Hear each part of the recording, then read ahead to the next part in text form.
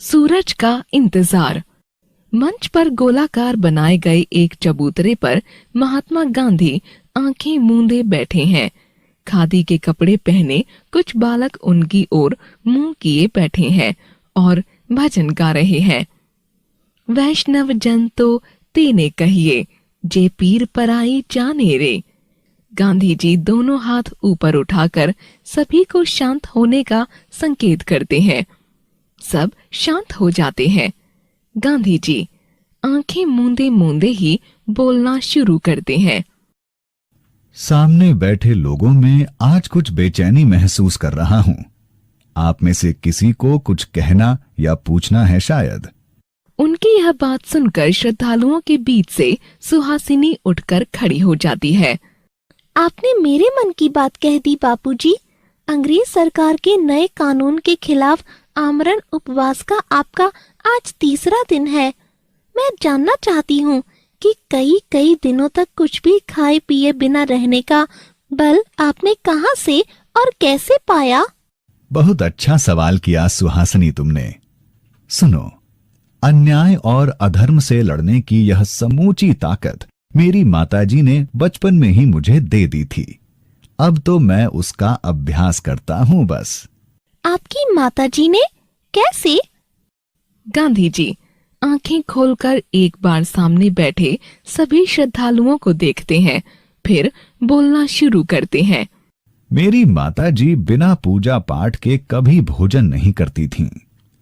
गांधी जी के आंखें खोलकर चारों ओर देखने के साथ ही मंच पर प्रकाश कम होने लगता है। उनका वाक्य शुरू होते ही पूर्ण अंधकार छा जाता है।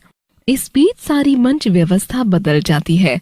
मंच पर प्रकाश फैलने के साथ ही 8-10 साल की उम्र के 2-3 बालक एक जगह बैठकर खेलते हुए दिखाई देते हैं और पुतली बाई मोहन को पुकारती हुई उनके निकट आती है।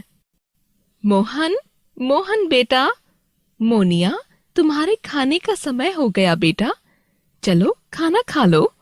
आपने खा लिया? मेरा आज व्रत है बेटा। व्रत है? खड़ा होकर उनके माथे पर हथेली रखता है। आपको तो बुखार जैसा लग रहा है। हाँ, है हल्का सा बुखार, लेकिन उससे क्या? रोजाना मंदिर जाना, वर्षा के 4 महीनों में पूरे व्रत रखना, दिन में केवल एक बार भोजन करना, बीमार होने पर भी व्रत को नहीं छोड़ना, यह सब मेरे लिए मामूली बात है बेटा। लेकिन कई दिनों तक भूख को आप सह कैसे लेती हैं माताजी? भूख का संबंध पेट से नहीं, मन से है बेटा। मन को खाने की चीजों से हटाकर अगर अपने जरूरी कामों में लगा दो तो वह भूख की तरफ भागना बंद कर देता है। यह बात तुम बड़े होकर खुद समझ जाओगे। इस चौमासे में कौन सा व्रत रखा है आपने माताजी? इस बार सूर्य के दर्शनों का व्रत लिया है। रोजाना उनके दर्शन करके ही भोजन करना है। और अगर उनके दर्शन न हो पाए तो उपवास। कब से शुरू हुआ है आपका यह व्रत? पिछले 6 हफ्ते से। पिछले 6 हफ्ते से? माताजी, यह पोरबंदर है, समंदर का किनारा, ऊपर से चौमासा यानी बारिश का मौसम। पिछले 3 दिनों से सूर्य को बादलों ने सामने ही नहीं आने दिया है। तो उपवास। भोजन तो सूर्य के दर्शन करके ही करना है। तब ठीक है, आज मैं भी सूर्य के दर्शन करके आपके साथ ही भोजन करूंगा। थोड़े और बड़े हो जाओ तब यह व्रत शुरू करना। अभी खाना खा लो, चलो। अभी आप खेलो, मैं खाना खाकर आता हूँ। ठीक है। मोहनदास माताजी के साथ चला जाता है। साथ ही बच्चे मौन पूर्वक खेल में लगे रहते हैं। कुछ ही देर में मोहनदास भागा हुआ आ जाता है। अरे, तुम तो बड़ी जल्दी खाना खा आए मोनिया। खाकर नहीं, छिपाकर आया हूँ। क्यों? माताजी ने 3 दिनों से कुछ नहीं खाया है और मैं यह जानते हुए भी खाता हूँ तो अच्छा लगेगा क्या? लेकिन माताजी को तुम्हारे खाना छिपाकर आने की बात पता लगने पर कितना दुख होगा, यह सोचा है? सोचा है। देखो, माताजी घर के भीतर कामकाज में व्यस्त रहती हैं, इसलिए उन्हें सूरज के निकल आने का तुरंत पता नहीं चलता है। हम लोग अपना यह खेल छोड़कर बादलों के पीछे छिपे सूरज पर नजर रखते हैं। जैसे ही वे बादलों के पीछे से झांकेंगे, मैं माताजी को आवाज लगा दूंगा। हाँ, आवाज सुनते ही वे दौड़ी चली आएंगी और सूरज के दर्शन करके उपवास खोल लेंगी। फिर मैं भी छिपाकर रखे अपने भोजन को लेकर उनके सामने जा बैठूंगा। मैं समझता हूँ तब वे मुझ पर नाराज नहीं होंगी। लेकिन समझ तो जाएंगे ही कि मोनिया अब उनके साथ चालाकी करने लगा है। इस बहस को छोड़ो और बादलों के पीछे छिपे सूरज पर नजर गड़ाओ, बस। सभी एकजुट होकर बैठ जाते हैं और बादलों की ओर देखने लगते हैं। उधर देखो, उस बादल के पीछे उजाला सा नजर आने लगा है। हाँ, उस काले बादल का पेट फाड़कर सूरज प्रकट होने ही वाला है। मोनिया, तू माताजी को आवाज लगा। घर से निकलकर यहाँ पहुँचने तक सूरज पूरी तरह बाहर आ चुका होगा।